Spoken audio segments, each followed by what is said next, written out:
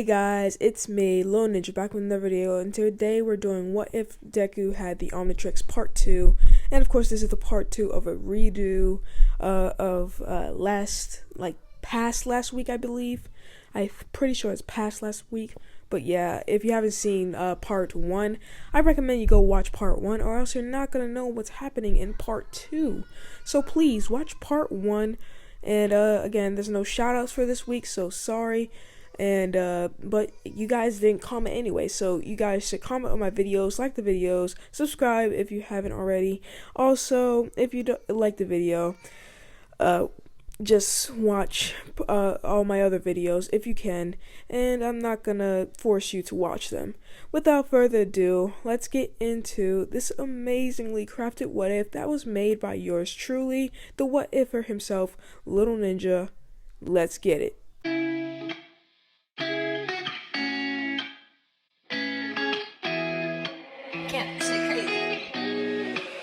This shit high, boy. Shawty catch a vibe, yeah, I had to put her on. Bought a two-seater, yeah, we heading for the sun. Shawty got my high, I ain't tripping for the funds. Yeah, I won't start, I ain't tripping, I'm a stun. Oh, living lively. Everybody tryna ride my wave, they can ride me. Pull up in a foreign to the curb, looking icy. I ain't never stressed about a fit, I'm a hype it. Before we go on, I will be telling you the 10 aliens that my boy Izu has right now. It's not the original 10, and of course, it's definitely not the original 10 from the reboot. I mean, I watched the reboot. It's okay. It could have been better, but like it's okay, I guess. It's a good show for like a comedy wise, but if you're trying to talk about how good the old series were, the old series were a lot better, to be honest. So the 10 aliens that my boy Izu has would be, we're going with Accelerate, Shock Squatch, Forearms, Gray Matter, let's go with Ditto, and need 5 more aliens. Trying to think, what are the aliens I know from the top of my head? I honestly don't remember that many of the aliens for some reason. Upgrade, yeah, we definitely need some upgrade in here. Way Big. Then next, I guess, Ben Wolf, Ben Mommy, and final alien that my boy Midoriya has shall be Blocks, which is the alien from Omniverse that I felt like was one of the best aliens I ever seen. And of course, my Izu will be unlocking more aliens as the time and as this what if grows. Of course, we have to also talk about Izumi, which is Izu's sister. And like I said before in the starting of the video, if you do not know who Izumi is, you need to go watch part 1. Her powers of course is fire based. She has a combination core of her mother and her father, is able to control fire and produce it with her breath. It's a combination quirk. She can also separate her two quirks as if they were separated, but they're also more powerful than they would be if she didn't inherit them from her parents. Now, without further ado, let's get into the what if. Of course, Izumi and Izuku are going home and are excited as they just know that they have passed the test. Izumi and Izu were counting all the points that they would have gotten at this point in time, and they're just wondering, like, they know they have passed this test. They know they're going to get in. They also know that they passed the written portion of the exams as well. They have this gut feeling that they're gonna get in. But of course, Bakugo stops them. Bakugo, knowing them from basically his childhood, and basically is just walks up to them asking is that Izu, and how does he have a quirk? And Izumi is stating that Bakugo should back away as they don't need to talk to the meanie that they knew since they were 5. Izu is telling her to not be rude because he doesn't want to start a fight. Bakugo is just getting mad as he's seeing that Izu has a quirk He must have been hiding it since he was 5. And not only that, it's the fact that Izumi is protecting Izu. He does not like that at all, as he used to be good friends with Izumi. But after Izumi learned what has been happening between Bakugo and Izumi and Bakugo stopped being friends. Bakugo would actually be asking Izu to fight him, as he is basically mad and wants to see how powerful Izuku is. In his gut, he feels that he shall be stronger than Izu, but little does he know he's not. Izu states that they can't fight here, but if they ever get in a point where they can inside of UA, they will fight, and it will be our battle will be legendary. I was trying to put the meme in there, but I didn't know how, so I just put it in there blatantly. If you don't know what that is, you should look it up. Our battle will be legendary. Izu and Izumi walk off into the distance, Bakugo being surprised that Izu is like more confident than how he was back inside of elementary school and all that. Izu and Izumi would eventually arrive at home and basically wait for the next few weeks to basically get their letter. Of course, the next few weeks would go by and they would get their acceptance to UA, with Izu, of course, getting the 500 points that he got. I mean, it's the Omnitrix. The Omnitrix is pretty OP. It's pretty OP, if you know what I mean. It's pretty OP. And Izumi would have gotten 100 points, as she would have done about the same thing that Izu did, taking out many robots and helping people along the way as she took out many robots. Izu and Izumi know exactly where they're going. They're going into Class 1A. They're gonna be the best heroes that they can be, and they're so excited to become the best heroes and defeat all the villains. Of course, Izu still has his plan of how he's going to make sure all heroes are worthy of being called heroes. He doesn't want he wants to change the way people see heroes. Of course, we have a little time skip for Izuku and Izumi to go to UA and find their class and basically sit down. As the few minutes go by, Aizawa would pop up stating that it took them 8 seconds to quiet down. That is not good enough, as he only has 3 years to make all of them into exceptional heroes. Aizawa would state to put these gym uniforms on and meet him at testing site E, as he would then walk off. Uraraka not even getting the chance to ask him that why aren't they going to orientation. Of course, Aizawa still being that much lazy, he would have already written a note down on all of their desks saying that orientation is for losers. not those exact words, mainly that they're heroes, they don't need to do orientation for right now. Of course, everyone would rush out and would basically get their gym uniforms on and would arrive at testing site E. Of course, Mineta, being Mineta, we all know how he got hurt in his eye. If you don't, well, you don't. And I'm gonna keep continuing with the video. Izu would be the one to have to step up, and Izu is basically searching through the Omnitrix, trying to figure out what alien shall he be using. Aizawa would ask what is that thing on his wrist, Izu forgetting to put invisible mode on.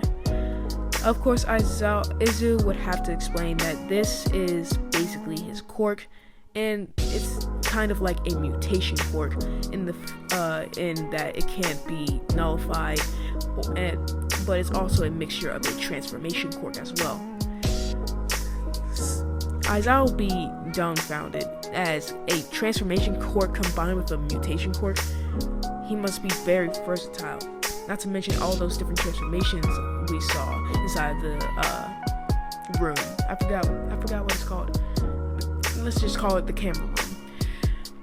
Of course, Izu would try to go with that forearms, but again, he would get shock squatch instead.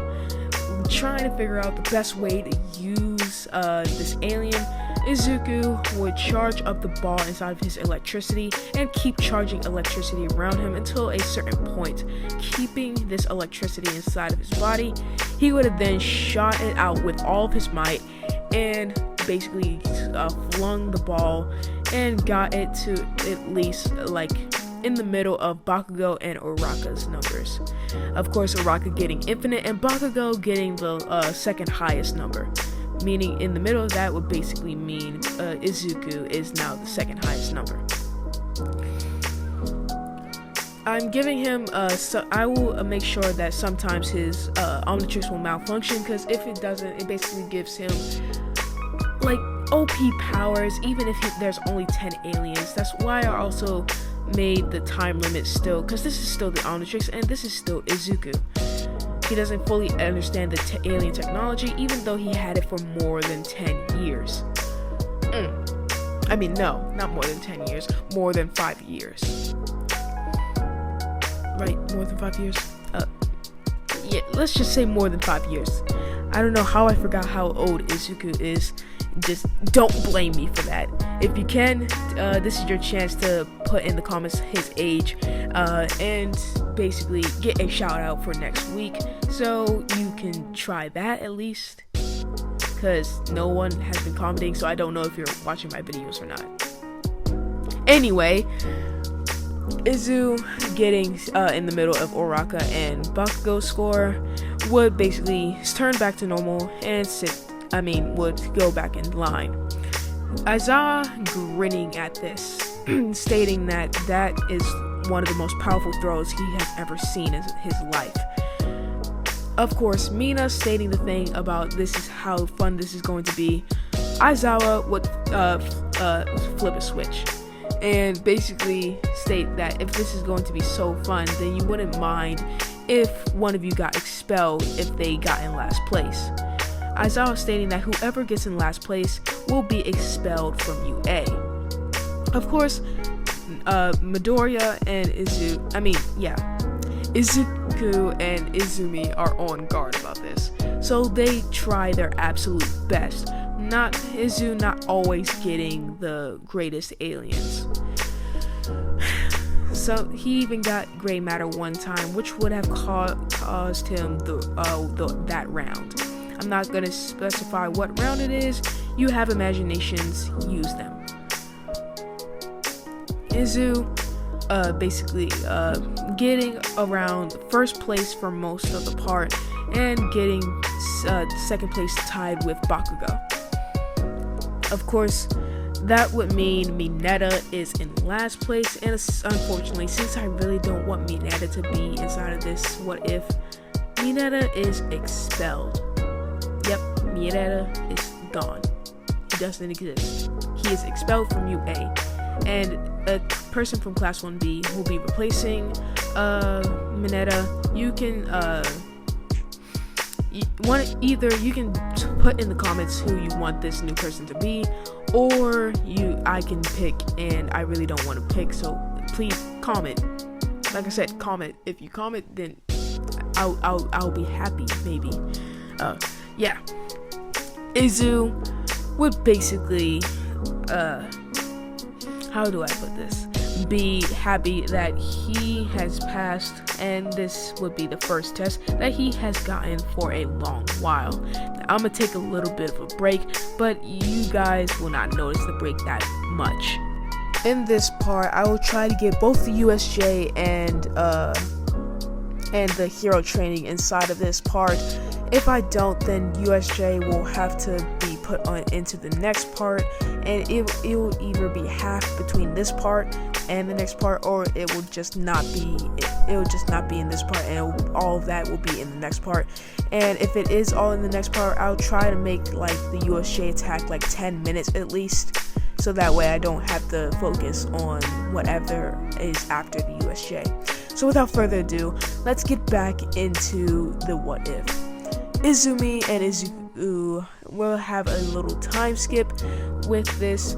It is time for the hero exams, and I'll try to make this like 5 minutes at least to make sure that I can do a 10 minute thing on the next part of this what if.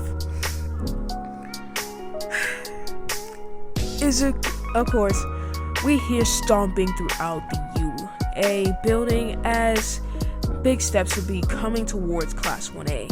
As a burst of smoke comes through the door, it is All Might himself, coming through the door like a hero. As All Might will sit down at his desk, stating that they're going to have some great UA hero training, and they can't be great heroes without some costumes. And All Might would flip a switch on the desk, and a bunch of suitcases would pop out of the back of the class, everyone getting their designated suitcase and would get their hero suits. Everyone would meet at the testing site, and of course, I'm going to be randomizing this a little bit more than what would happen, mainly just for Izu. You don't really need to know the other battles besides Izu's and Bakugo's, as this would be what they were waiting for. Of course, this time around, Bakugo would be partnered up with Todoroki, as Izu would be partnered up with Momo.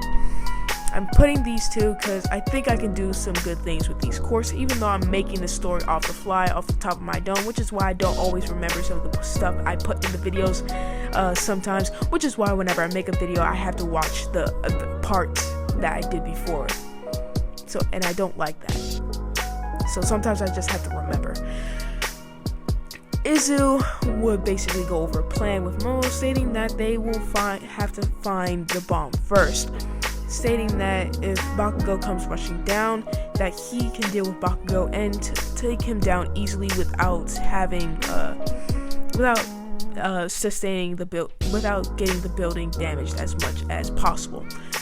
Izu is going over the plan with Momo again and again until they are allowed to go inside the building, as Momo would run up the stairs while Izu would keep going and would eventually find a way to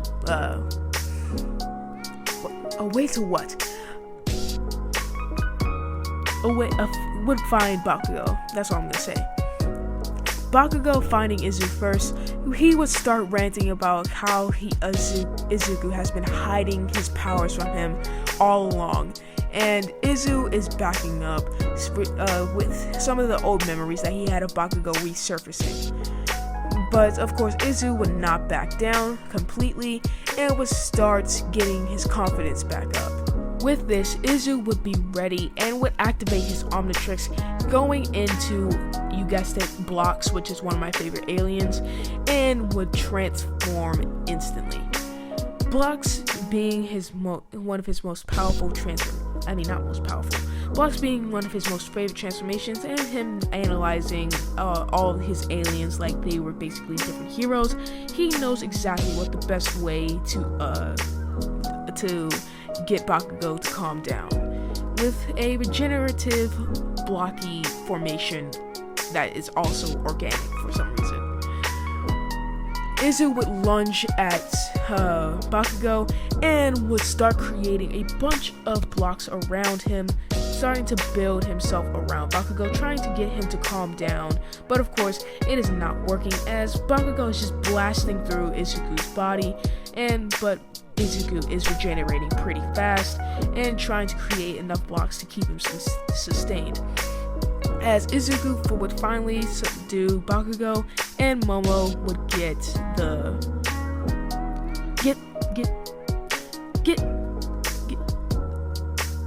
bomb. Yeah, get the bomb. How did I forget that? Well, this is where I will be leaving it off. And I hope you like this video, and I hope if you haven't watched part 1, you should watch part 1, because this is definitely not part 1. It's obvious that this is part 2. Not to mention that you should watch my other videos, and if you haven't already and you like this video, subscribe. And if you liked the video and you didn't like the video, well, like the video. Without further ado, Little Ninja has to be gone. Bye.